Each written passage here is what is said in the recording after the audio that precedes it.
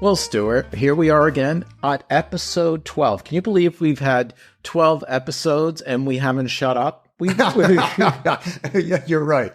You're absolutely right. 12 of them. Yeah. This is number 12. Yeah. I know, it's a lot. It's a lot. And truthfully, I cannot stop talking about all these things that outrage me on a daily basis. You do well up with all this stuff. You are ready to go with rants and attacks at a moment's notice. I'm here for you. I'm the pit bull of this forum, and I am proud to assume that role. And to be quite honest, I think I can stop paying my therapist because this works a lot better. I get all the cheaper. Yeah, it's cheaper. It's free. All right. Well, so all right. I've got something to say. I guess I'll start off with about obesity. And I'm not sure why all of a sudden it came to my mind. Oh, yeah, it was a little article and that triggered me. And so now here's what I want to offer. The percent of people in the U.S. getting obese grows every day. That, I guess we knew just looking around, but every day. But get this now, we have 22 states, excuse me, 22 states in which at least 1/3 of the population is obese. 22 states in which at least 1/3, and that's growing. That's almost half the country in terms of geography. Now, we know also that obesity is a condition that leads to diabetes, heart issues, osteoarthritis, high blood pressure, cancer even in some cases, and other goodies. Not a good situation to be in. And then you might ask, I don't think many people are asking this today, but you might ask, okay, given that obesity issue in America, how many Americans are fit for military service if that were a requirement if we had a need for that? I don't think many are thinking about it. The Army, the military is thinking about that. But isn't that a strange thing? Because obesity, you can get out on obesity or you wouldn't be wanted if you're obese. We don't want you waddling around. We want you performing and running. Okay. So now obesity, how's it measured? Well, I know that they usually talk about a body mass index, and the top of the ratio is weight in terms of kilograms, and the bottom of the ratio is meters, not yards and feet, squared, meters squared. Okay, so now what is it? What do they say? The higher the ratio, we know, is the worse you are. The fatter you are, I hate to raise that word, but that's exactly what we're talking about. We're not talking about unpleasant. We're talking about fat. I have no problem with you calling people fat. I know, and that's where I am on this subject. Okay, so now a BMI, the body mass index from 30 to 35 is called class 1. 35 to 40 is called class 2. Over 40 and over is class 3. Now, we'll get into that. That's there's a little interesting subject. I want to touch on it a little later. But now the question, why do Americans become obese? It's certainly a small percentage. I don't know what it is, but I think we'd agree it's a small percentage have medical conditions that require that they be so or make it impossible for them to be otherwise. And no one's going to laugh about that or attack someone who's got a medical-based condition. But otherwise, folks shouldn't be going on around blaming McDonald's and Dunkin' Donuts. They shouldn't be blaming faceless demons. We should be blaming it on ourselves. It's a lack of restraint. And I should ask, as to the Dunkin' Donuts and McDonald's, how are people getting there? Do you think they're walking? No, they go to the drive-through. That's exactly. And then eat while driving. That's right. So it's driving, but in either your pickup or your other car. And you rode. And so sorry, but exercise and diet are the answers we all know are correct. Exercise and diet. Now, here's what really starts to get me going, though. The politically correct group in our society, often called progressives, as well as manufacturers of drugs, clothing designers, TV producers, and many within what I'll call the obese community. The fatsos of America. Push to portray the state of obesity as desirable, or at least comfortable and not worthy of scorn. Now, the ads on these shows and the TV shows themselves portray themselves this way, and they make it seem as if that condition is worthy of emulation. Now, here's where it really goes. Now, you hear it almost all the time, some want to have that declared a protected class, much the same as age or sex or race or whatever, a protected class for a condition that's self-imposed and harmful. I mean, it just is ugly. Now, this will get you going. Do you think we're going to have to pay reparations to the fatsos too? Don't, because the libtards want to help them so much? It's a bad word these days. It's coming up in other quarters again, but that would be horrible. But the medical community is partly at fault here because they used to call the over 40 group of BMI, what did they call it? Words I used to use, a phrase, morbidly obese. They called it morbid because morbidity in a medical world is a condition or an illness. Well, that's accurate. But because they were getting pressure from places, and they started to say, the fat community, and progressives, and we want to make it softer, kinder, and gentler. So they called it class 3. So it went from morbidly obese to class 3 obese. Now that's stupid and it's counterproductive. Now, as to the latest rage of diabetes-related drugs that are also weight loss drugs, they're becoming weight loss. Ozempic. This Wegovy thing. These are shots in the gut or somewhere. And I got to guess, just as a normal person, that they're going to have their comeuppance one day, that there are going to be consequences down the road that aren't yet known. But what it really means is you're causing people, and people are allowing themselves, or urging themselves to go get the shots of Wegovy or whatever it is, and place less reliance upon self-restraint. And do you really think that's a healthy way, a healthy model, a healthy way to live? Okay, one final kind of little game we're going to play. Okay. Before I turn it off. Are we going to eat a donut? Well, you're close. You're close. Okay. It's time to play what states and regions are highest on the fatness scale. Now, I'm going to give you 5 seconds. We're just talking region for the moment. The South. I'll give you 5 full seconds to get, if you want to go south and if you want to go somewhere else, the two regions. And tell me when you're ready. The South and the Midwest. You're absolutely right. You're absolutely right.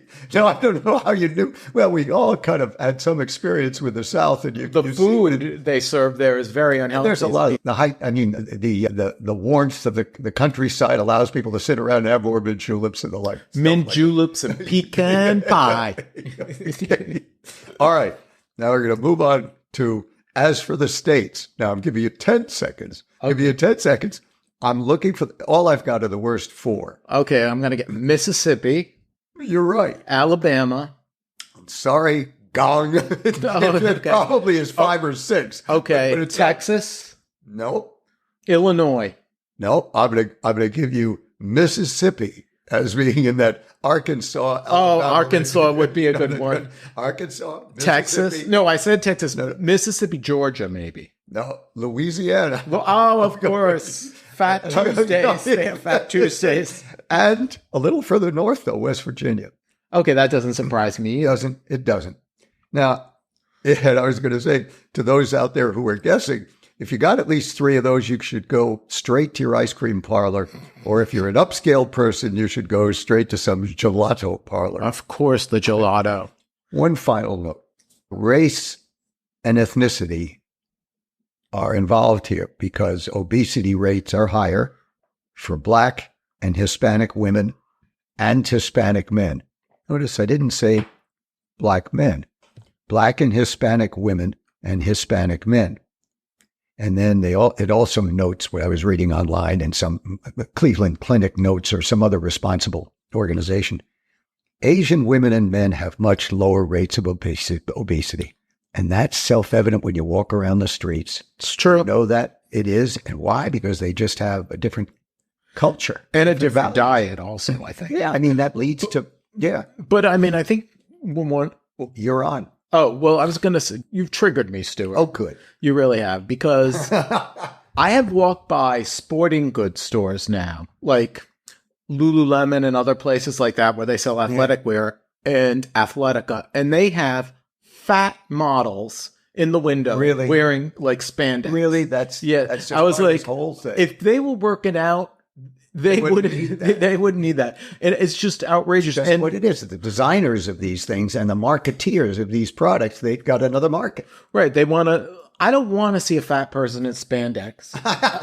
That's all I can tell you. And then number two, I mean, we have some celebrities out there who are enormous, and one of whom, who no longer is off social media, but Lizzo. You probably don't know who she is, but she's an entertainer. She's a flutist. She's not like some idiot, but she is enormously obese. And for a while, she was on Instagram in bikinis, showing her. I mean, and she's big. Yeah. She is a good sized woman. Yes. Very good size. Yes. And she was like trying to glamorize being fat. There's nothing glamorous about it. It is just what you said. It's unhealthy. But, you know, there's one other thing I think we don't consider. The American food industry is filled with chemicals, preservatives, unhealthy. I went to Italy, Stuart, and... Well, of course you did. Yeah. It's either that or the Hamptons for you. Well, no, the Hamptons is for you. I went to Italy, and frankly, I ate very healthily, and when I came back, I weighed less because they use fresh ingredients. They don't serve these enormous portions. It's not all this crap that we eat here in America. And the progressives want to glamorize fat, but they don't want to do anything about the food industry, which is peddling this garbage to people.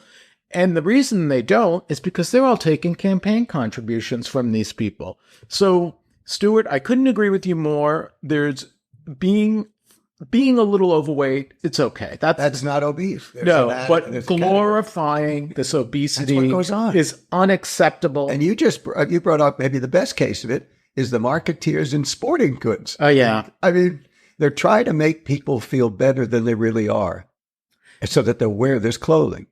And it's not good for health. It's not good for public health. And oh, by the way, it's not good for resources from armed forces if we need it, because fewer and fewer people are becoming eligible because of weight, as well as so many other reasons. Yeah. I mean, this is a very important topic. And I do know if you go on a job interview, people, and you're overweight and you look slovenly, you're less likely to get the job. And frankly, the reason is because it shows a lack of self-discipline, and no one wants to hire someone who doesn't have to be around it either. I think there's a little discomfort with that. Yeah, and I think that's still the case. And I'm sorry, I don't know how many times I've sat down on the subway and some tub of lard sits next to me and pushes into me with their rubbery, sweaty body. It's disgusting. And there is no excuse for it. But, they need to... Except for those who really have no ability to change that. Right. There's a medical service. And as far as those drugs like Ozempic, you're correct. I believe it's going to cause huge problems. It's for diabetes. It's not so you can take the easy way out. If you have diabetes, that's one thing, right? And it does have a serious side effects on your digestive system. Speaking of fat, I just wanted to mention how much I hate Chris Christie. I'll just leave it there. And I'll never forget when he closed down the beaches in New Jersey. Oh, yeah. And they had a picture of him on the beach. Looking like a beached whale, literally. One of the most disgusting people I've ever come across. And he was horribly fat, and he still is. Yeah, I don't think he was one of the most disgusting people, but it did that business on the beach because it showed a distinct a bit of bad judgment. There he is always talking about what we're supposed to be doing. There was something else going on. He shouldn't have been on the beach that day or something. I don't know. What a circumstance that made it. I think it was like a Memorial Day weekend or something. I don't know. But whatever it is, good riddance to him. But, you mentioned gelato, Stuart. Yeah. And I will tell you, I'm still in the afterglow of Sicily. Yes. And how I felt when I was there, which is I felt like I was away from the sewer of a city, and didn't have the feelings of angst and unpleasantness and quality of life issues. And the food, as I mentioned, was very healthy. Yes. But one of the interesting things about Sicily is it's become very popular because of the show White Lotus on HBO, which took place in Taormina, part of it. And it was based out of a hotel there, which was a Four Seasons, the kind of high-end places that people like you stay at. And in the lobby of the hotel, if you noticed in the show, they had the heads, the ceramic heads all over. And they were very interesting. And I wondered, well, when we got to Sicily, they were all over the place, selling them as souvenirs and the like. And we asked what the whole story behind it was. And it's called Testa de Moro. It's a legend. And when the Moors invaded Sicily, because Sicily has been invaded by, the Moors at one point, and one of them supposedly fell in love with a Sicilian woman or a girl, and he told her he had to leave eventually to go back to his wife and family. When she found out, she was outraged. So when he was sleeping, oh no, she beheaded him. Oh, no. And then used his head and his skull to grow basil. And she would cry into the basil, and it would grow and flourish, and everyone could smell it. That's one of the legends behind the mass, and it's kind of interesting. You didn't watch White Lotus, but that episode or that season 2 was about, in a sense, doomed lovers. And there's another legend with those heads, but I thought it was really an interesting little story about my experience. I was almost going to buy one of the heads, but they were too big to bring on the plane, so I didn't. But I would love a head and beheadings. Yeah. And speaking of beheadings, all right, okay, I wouldn't mind if we brought it back for some people, but I don't know if you were aware of this. When I was in Sicily, guess what? I never smelled. I smelled a lot of good things on the streets. The food, just the cleanliness of it all. But I never smelled anyone smoking marijuana. And, this whole notion that this hapless, incompetent, corrupt hack of a governor signed into law the sale of recreational marijuana. And, Stuart, you want to know what's happening at 10 Fifth Avenue? There used to be a Penn quotidian there, right? Yes. Well, apparently a marijuana business is petitioning. Oh, really? Yeah. And first, they tried to put a bus stop in front of our building, or a bus depot, so the homeless and drug addicts can shoot themselves up in front of our building. Oh, I don't want that. Who would? I don't want that place there. It's outrageous. It's outrageous. And this is what we experience on a day-to-day in this city with the liberal outrage. And by the way, marijuana has no medicinal value. I don't know about that. There are no definitive studies that provide any medicinal values. And it does supposedly alleviate nausea for cancer patients, but there are drugs that can alleviate nausea. There is distinct evidence that it impacts your cognitive functioning. And to allow people... And there's a gateway drug for some. It could be. And to allow people to take this recreationally, when it's almost... The liberals want to make people dumb. Wait, all these other legislators want it too because it's money for the state treasury. Well, it's money. Well, it's funny that you should say that because the rollout here in New York has been an unmitigated disaster. Well, yeah, they couldn't even manage it. Let me tell you this one thing about marijuana. I remember here I was living in California in the 1980s and early 1990s. And they were saying, look, we want to try marijuana for medical purposes only.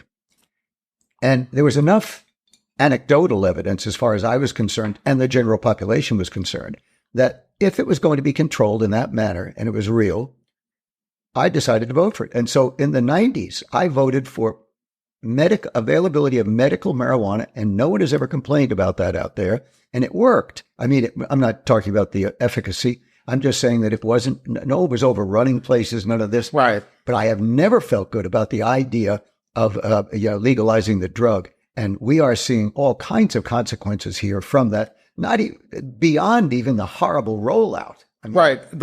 Well, first of all, people go to work after smoking marijuana and they can barely enter a credit card on a register.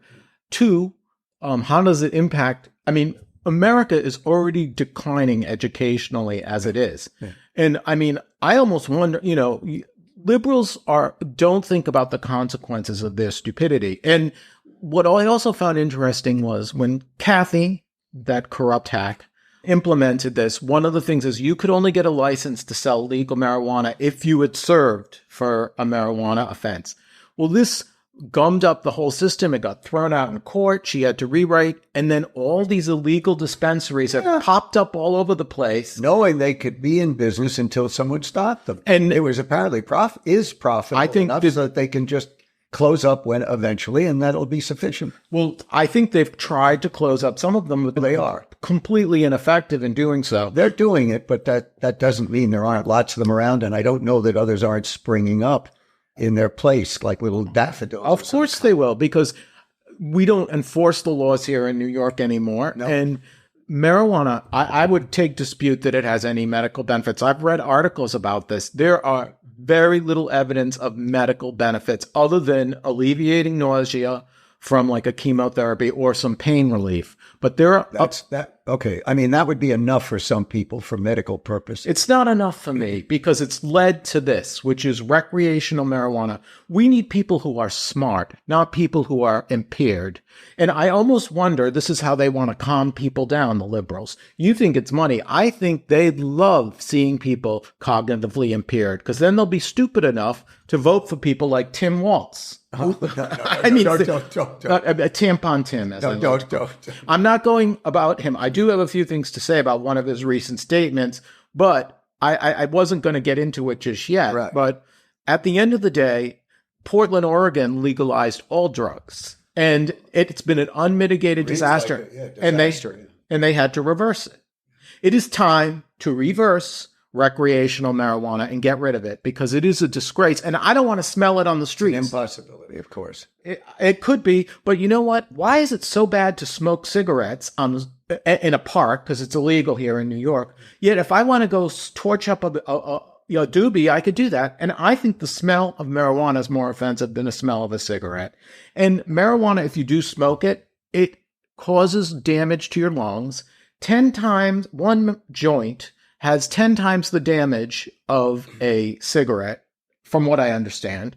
And not only that, what do we know is getting put into all this marijuana? It's not that well regulated. I mean, you could be taking in all kinds of crap into your system. And this is what liberal morons who want to make us drive electric cars that don't work, wind power where the blades are breaking off. Come on, there's still a need for wind power. There may be a need, but it is not a replacement for fossil fuels. It is an alternative. Not yet. And by the way, if it's so great to have wind power, I don't know if you recall the story. They were going to do a wind farm in Hyannis right outside the Kennedy compound, and the drunk murdering Ted Kennedy went out of his way to stop it. So liberals only want us to suffer from their policies, not when it impacts them. They didn't want it to impair their views. Yeah, well, now he could have a view from hell because that's where he belongs. Well, but that all said, this 10 Fifth Avenue should never be allowed. And I don't even, of course, this hapless building. You know, when I heard that she screwed up, the governor screwed up, and they hadn't rolled it out properly for, as a supplementary action for those who had been convicted of marijuana offense, small scale. I was saying, wait a minute. I come back a lot of times to veterans matters. And if you want to talk about giving people a second chance or a chance at licenses, how about people who have served their country and who need an opportunity? Well, why wouldn't that have been the equal to or better than a drug dealer? A drug dealer. Good question, Stuart. But people who actually are patriotic and serve their country and actually don't get rewarded by the Democrat Party. I mean, a matter of fact, the who gets rewarded are the deadbeats of society because that's what they want to cultivate so that they can have a horde of masses who will vote for them. The same way, everyone talks about the MAGA people and how they're so dumb and blah, blah, blah.